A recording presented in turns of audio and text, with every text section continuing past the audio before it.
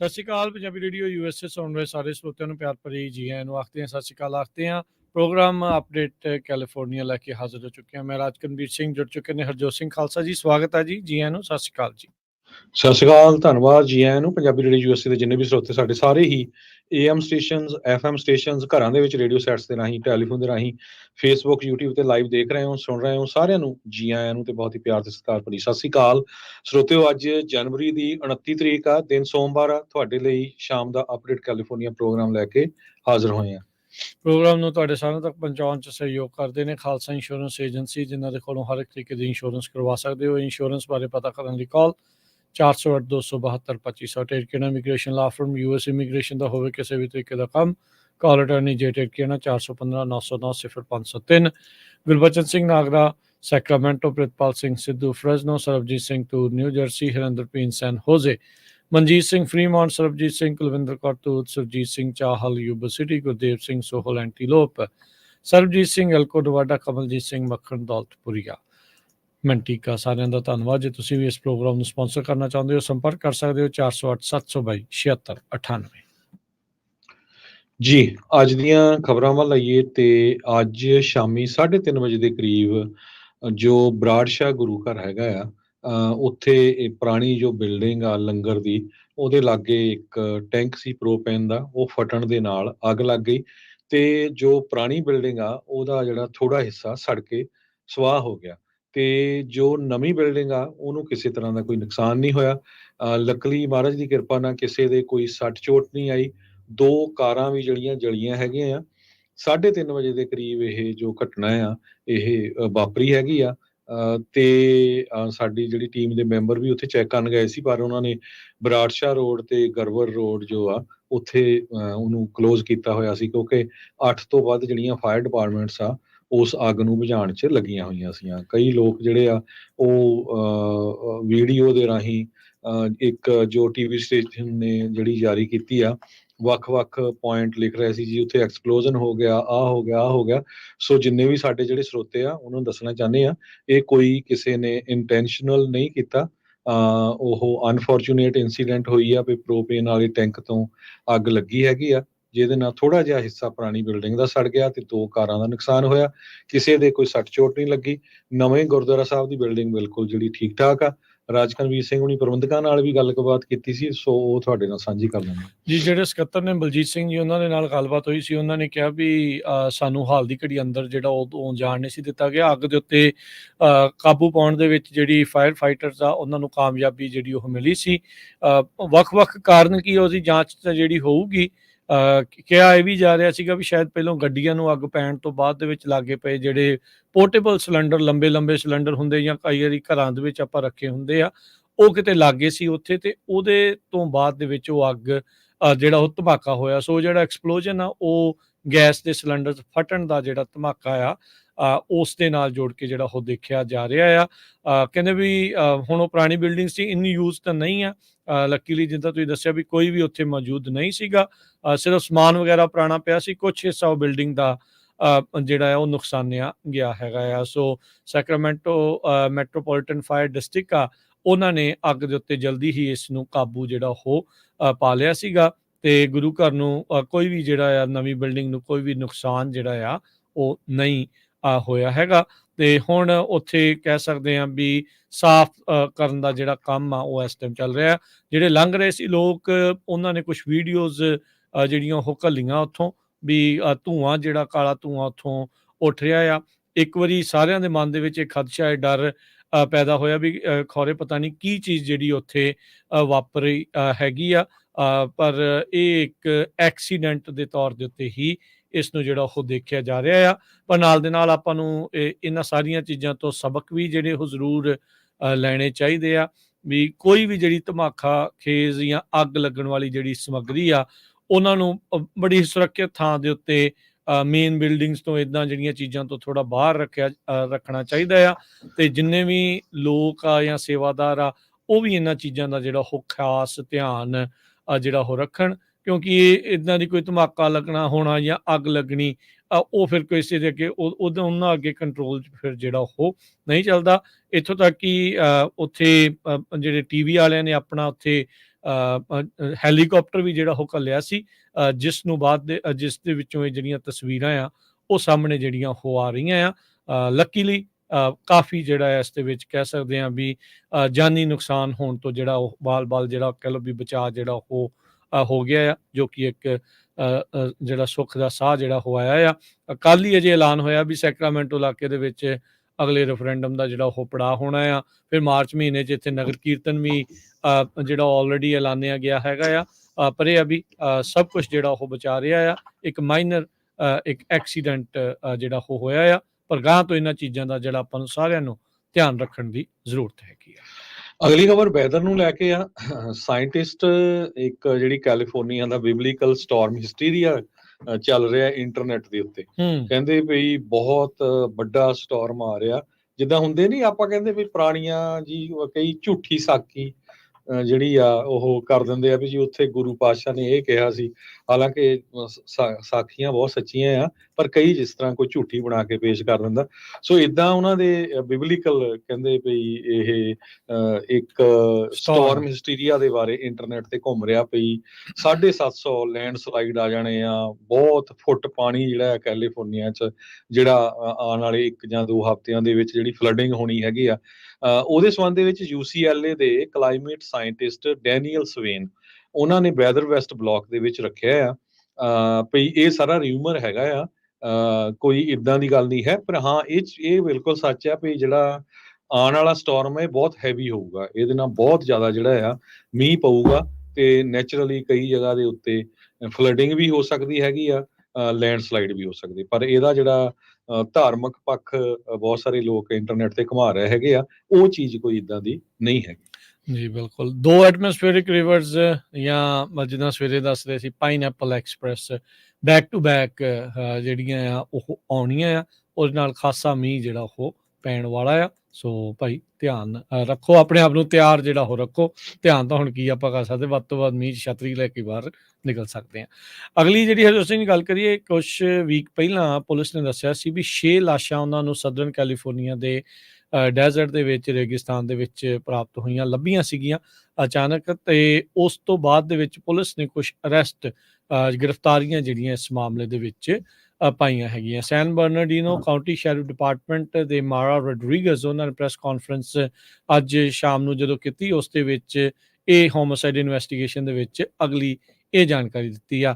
ਕਿੰਨੇ ਜਾਣਿਆਂ ਦੀ ਗ੍ਰਿਫਤਾਰੀ ਜਿਹੜੀ ਹੋਈ ਆ ਉਹ ਕੁਛ ਨਹੀਂ ਉਸ ਬੀਬੀ ਜੀ ਨੇ ਜਿਹੜਾ ਉਹ ਦੱਸਿਆ, ਸਿਰਫ ਇੰਨਾ ਹੀ ਦੱਸਿਆ ਆ ਵੀ ਕੁਝ ਕੁ ਲੋਕਾਂ ਨੂੰ ਇਸ ਮਾਮਲੇ ਦੇ ਵਿੱਚ ਗ੍ਰਿਫਤਾਰ ਜਿਹੜਾ ਆ ਉਹ ਕੀਤਾ ਗਿਆ। ਮੋਹਾਵੇ ਡੈਜ਼ਰਟ ਦੇ ਵਿੱਚ ਅਲਮਿਰਾਜ ਦੇ ਬਾਰ-ਬਾਰ ਹਫ਼ਤਾ ਪਹਿਲਾਂ ਇਹ ਜਿਹੜੀ ਇੱਕ ਵੈਲਨੈਸ ਚੈੱਕ ਦੌਰਾਨ ਜਦੋਂ ਸ਼ੈਰਿਫ ਡਿਪਾਰਟਮੈਂਟ ਵਾਲੇ ਉੱਥੇ ਗਏ ਸੀ, ਉਹਨਾਂ ਨੂੰ 6 ਲਾਸ਼ਾਂ ਜਿਹੜੀਆਂ ਉੱਥੇ ਮਿਲੀਆਂ ਸੀ, ਜਿਸ ਦੇ ਇਰਦ ਗਿਰਦ ਕਾਫੀ ਗੋਲੀਆਂ ਪਈਆਂ ਹੋਈਆਂ ਸੀ। ਗਨ ਸ਼ਾਟ ਵੂੰਡਸ ਜਿਹੜੇ ਆ ਉਹ ਉਹਨਾਂ ਦੇ ਉੱਤੇ ਲੱਗੇ ਸੀ ਤੇ ਕਈਆਂ ਨੂੰ ਅੱਗ ਵੀ ਜਿਹੜੀ ਉਹ ਲਗਾਈ ਗਈ ਹੋਈ ਸੀਗੀ।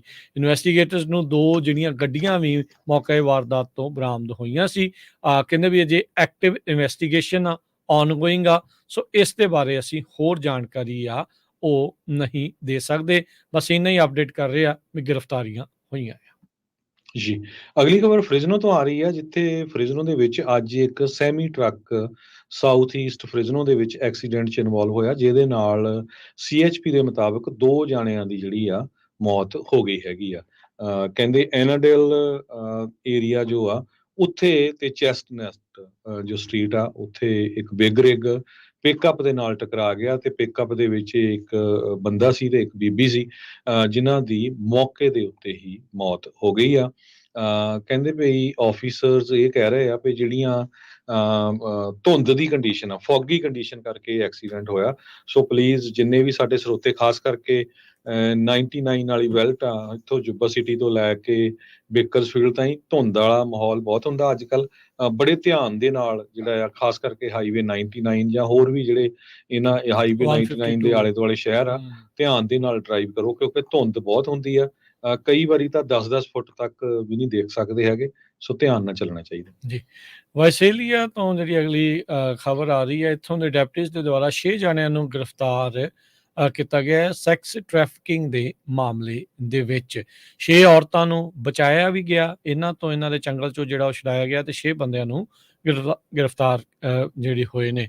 ਟਲੈਰੀ ਕਾਉਂਟੀ ਸ਼ੈਰਿਫ ਦੇ ਹਿਊਮਨ ਟ੍ਰੈਫਿਕਿੰਗ ਯੂਨਿਟ ਉਹਨਾਂ ਨੇ ਜਿਹੜਾ ਉਹ ਦੱਸਿਆ ਵੀ 3 ਔਰਤਾਂ ਨੂੰ ਜਿਹੜੀਆਂ ਕਿ ਹਿਊਮਨ ਟ੍ਰੈਫਿਕਿੰਗ ਦੀਆਂ ਸੀਗੀਆਂ, ਵਿਕਟਮ ਪੀੜਤ ਸੀਗੀਆਂ, 1 ਵੀਕ ਤੋਂ ਚੱਲੀ ਲੰਬੀ ਜਿਹੜੀ ਆ ਹਿਊਮਨ ਟ੍ਰੈਫਿਕਿੰਗ ਡੀਟੇਲ ਦੇ ਤਹਿਤ ਉਹਨਾਂ ਨੂੰ ਬਚਾ ਲਿਆ ਗਿਆ ਆ। 6 ਬੰਦੇ ਜਿਹੜੇ ਗ੍ਰਿਫਤਾਰ ਹੋਏ ਨੇ, ਉਹਨਾਂ ਨੇ ਕਿਹਾ ਵੀ ਜਿਹੜਾ 23 ਸਾਲਾਂ ਦਾ ਇੱਕ ਆਸਕਰ ਸੈਂਚੇਜ਼ ਰਾਮਸ ਉਹਨਾਂ ਚੋਂ ਟਲੈਰੀ ਦਾ, ਉਹ ਜੁਵਨਲ ਨੂੰ ਸੋਲਿਸਿਟ ਕਰ ਰਿਹਾ ਸੀਗਾ ਸੈਕਸ ਦੇ ਲਈ, ਉਸ ਮਾਮਲੇ 'ਚ ਵੀ ਗ੍ਰਿਫਤਾਰ ਹੋਇਆ ਹੈ। ਸ਼ੈਰਿਫ ਮਾਈਕ ਬਰਡੋ ਤੇ ਉਹਨਾਂ ਨੇ ਕਿਹਾ ਵੀ ਜਿਹੜੇ ਟਲੈਰੀ ਕਾਉਂਟੀ ਸ਼ੈਰਿਫ ਆਫਿਸ ਦੇ ਅਫਸਰਾਂ ਨੇ ਇਸ ਮਾਮਲੇ ਦੇ ਵਿੱਚ ਮਦਦ ਕੀਤੀ ਆ, ਉਹ ਇੱਕ ਕਾਬਲੇ ਤਾਰੀਫ ਆ। ਉਹਨਾਂ ਨੇ ਹਿਊਮਨ ਟ੍ਰੈਫਿਕਿੰਗ ਨੂੰ ਹੀ ਇਕੱਲਾ ਰੋਕਿਆ ਨਹੀਂ, ਬਲਕਿ ਜਿਹੜੇ ਪੀੜਤਾਂ ਦੀ ਰਿਕਵਰੀ ਕੀਤੀ ਤੇ ਉਹਨਾਂ ਲੋਕਾਂ ਨੂੰ ਵੀ ਜਿਹੜਾ ਗ੍ਰਿਫਤਾਰ ਕਰਕੇ ਇੱਕ ਵਧੀਆ ਕੰਮ ਇਸ ਦੇ ਵਿੱਚ ਕੀਤਾ ਹੈਗਾ ਆ।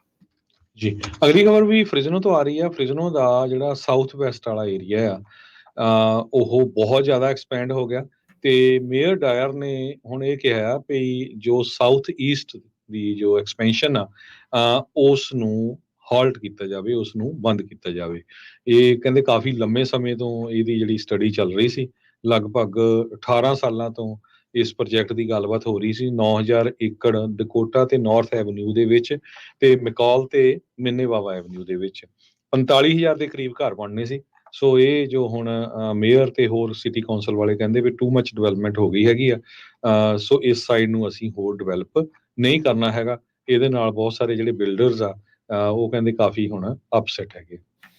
ਸੈਨ ਬਰਨਾਰਡੀਨੋ ਕਾਉਂਟੀ ਦੇ ਵਿੱਚ ਰਹਿ ਰਹੇ 2000 ਹੋਮ ਓਨਰਸ ਆ, ਉਹਨਾਂ ਦੇ ਘਰਾਂ ਦੇ ਵਿੱਚ ਜਿੰਨੇ ਵੀ ਫਰੂਟ ਟਰੀਜ਼ ਲੱਗੇ ਆ, ਕਹਿੰਦੇ ਵੀ ਉਹਨਾਂ ਸਾਰਿਆਂ ਦੇ ਫਰੂਟਸ ਆ ਉਹਨਾਂ ਨੂੰ ਸਰਕਾਰ ਜਿਹੜੀ ਉਹ ਲਾ ਲਵੇਗੀ, ਤਾਂ ਜੋ ਅੱਗੇ ਜਿਹੜੇ ਉਹ ਕਿਸੇ ਨੂੰ ਆਪ ਨਾ ਖਾਣ ਤੇ ਅੱਗੇ ਕਿਤੇ ਉਹ ਫੈਲ ਨਾ ਜਾਣ। ਇਹ ਸਾਰਾ ਇਲਾਕਾ ਓਰੀਐਂਟਲ ਫਰੂਟ ਫਲਾਈ ਦੇ ਕਰਕੇ ਜਿਹੜਾ ਉਹ ਇਸ ਟਾਈਮ ਕੁਆਰੰਟੀਨ ਦੇ ਅਧੀਨ ਰੱਖਿਆ ਗਿਆ ਹੈਗਾ ਆ। ਸਟੇਟ ਐਗਰੀਕਲਚਰ ਦੇ ਅਧਿਕਾਰੀਆਂ ਨੇ ਕਿਹਾ ਵੀ ਜਿਹੜੀ ਇਨਵੇਸਿਵ ਓਰੀਐਂਟਲ ਫਰੂਟ ਫਲਾਈ ਆ, ਜੇ ਬਚ ਗਈ ਹੋਰ ਥਾਵਾਂ ਦੇ ਉੱਤੇ ਫੈਲ ਗਈ, ਮਿਲੀਅਨਸ ਤੋਂ ਬਿਲੀਅਨਸ ਆਫ ਡਾਲਰ ਦੇ ਜਿਹੜੀ ਐਗਰੀਕਲਚਰ ਇੰਡਸਟਰੀ ਆ ਉਸ ਦਾ ਜਿਹੜਾ ਉਹ ਨੁਕਸਾਨ ਕਰ ਸਕਦੀ ਆ। CDFA ਨੇ ਕਿਹਾ ਆ ਵੀ ਇਹ ਫਰੂਟ ਰਿਮੂਵਲ ਮੈਂਡੇਟਰੀ ਆ, ਇਹ ਨਹੀਂ ਆ ਵੀ ਤੁਸੀਂ ਇਸ ਨੂੰ ਜਿਹੜਾ ਲਾ ਕੇ ਜਿਹੜਾ ਉਹ ਰੱਖ ਲਓ। ਕਹਿੰਦੇ ਵੀ ਬਹੁਤ ਸਾਰਾ ਜਿਹੜਾ ਇਸ ਮੌਕੇ ਤੋਂ ਹੁਣ ਬਾਕੀਆਂ ਨੂੰ ਤਾਂ ਫੁੱਲ ਪੱਤੇ ਨਹੀਂ ਰਹੇ, ਨਿੰਬੂ, ਸੰਤਰੇ, ਸਿਟਰਸ ਟਰੀਜ਼ ਜਿਹੜੇ ਆ ਉਹ ਬਚੇ ਹੋਣਗੇ। ਸੋ ਜਿਹੜੇ ਪਲਾਂਟਸ ਫਰਵਰੀ ਤੱਕ ਵੀ ਜਿਨ੍ਹਾਂ ਦੇ ਫਰੂਟ ਲੱਗਦਾ ਆ, ਉਹਨਾਂ ਦੇ ਜਿਹੜੇ ਉਹ ਲਾਏ ਜਾਣਗੇ। ਸਾਰੇ ਜਾਣੇ ਨਾ ਘਬਰਾਉਣ, ਇਹ ਸਿਰਫ ਸੈਨ ਬਰਨਾਰਡੀਨੋ ਕਾਉਂਟੀ ਦੇ ਵਿੱਚ ਹੀ ਜਿਹੜਾ ਇਹ ਕੁਆਰੰਟੀਨ ਕੀਤਾ ਗਿਆ ਆ। ਈਸਟ ਹਾਈਲੈਂਡ ਐਵਨਿਊ ਇਹਦਾ ਨਦਰਨ ਬਾਰਡਰ ਆ, ਵੈਸਟਰਨ ਬਾਰਡਰ ਜਿਹੜਾ ਗਾਰਡਨ ਤੇ ਐਲਿਜ਼ਾਬੈਥ ਸਟਰੀਟ, ਤੇ ਈਸਟਰਨ ਬਾਉਂਡਰੀ ਜਿਹੜੀ ਆ ਐਲਟਾ ਵਿਸਟਾ ਡਰਾਈਵ, ਤੇ southern boundary silver leaf tree. ਇਹਦੇ ਦਰਮਿਆਨ ਜਿੰਨੇ ਵੀ ਘਰ ਆਉਂਦੇ ਆ ਉਹਨਾਂ ਸਾਰਿਆਂ ਦੇ ਫਰੂਟ ਨੂੰ ਜਿਹੜਾ ਆ ਉਹ ਲੈ ਲਿਆ ਜਾਊਗਾ। ਕਹਿੰਦੇ ਵੀ ਜੇ ਤੁਹਾਡਾ ਫਰੂਟ ਡਿੱਗਦਾ ਆ, ਡਬਲ ਬੈਗ ਕਰਕੇ ਉਸ ਨੂੰ ਰੱਖੋ ਤੇ ਇਸ ਨੂੰ ਰੈਗੂਲਰ ਟਰੈਸ਼ ਬਿਨ ਦੇ ਵਿੱਚ ਸੁੱਟਿਓ, ਨਾ ਕਿ ਗ੍ਰੀਨ ਵੇਸਟ ਰੀਸਾਈਕਲਿੰਗ ਬਿਨ ਦੇ ਵਿੱਚ। ਟੋਯੋਟਾ ਕੰਪਨੀ ਨੇ 50000 ਦੇ ਕਰੀਬ ਜੋ ਵਹੀਕਲ ਓਨਰਸ ਆ ਉਹਨਾਂ ਨੂੰ ਕਿਹਾ ਵੀ ਆਪਣੀਆਂ ਕਾਰਾਂ ਡਰਾਈਵ ਕਰਨੀਆਂ ਇਮੀਡੀਏਟਲੀ ਸਟਾਪ ਕਰ ਦਿਓ, ਕਿਉਂਕਿ ਉਹਨਾਂ ਦੇ ਵਿੱਚ 에ਅਰ ਬੈਗ ਦੀ ਜਿਹੜੀ ਪ੍ਰੋਬਲਮ ਚੱਲ ਰਹੀ ਹੈਗੀ ਆ, ਫਾਲਟੀ 에ਅਰ ਬੈਗਸ ਹੈਗਾ। ਸੋ 2003 ਤੋਂ ਲੈ ਕੇ 2004 ਦੀ ਕਰੋਲਾ ਤੇ 2003 ਤੋਂ ਲੈ ਕੇ 2004 ਦੀ ਕਰੋਲਾ ਮੈਟ੍ਰਿਕਸ, 2004 ਤੋਂ ਲੈ ਕੇ 2005 ਦਾ RAV4।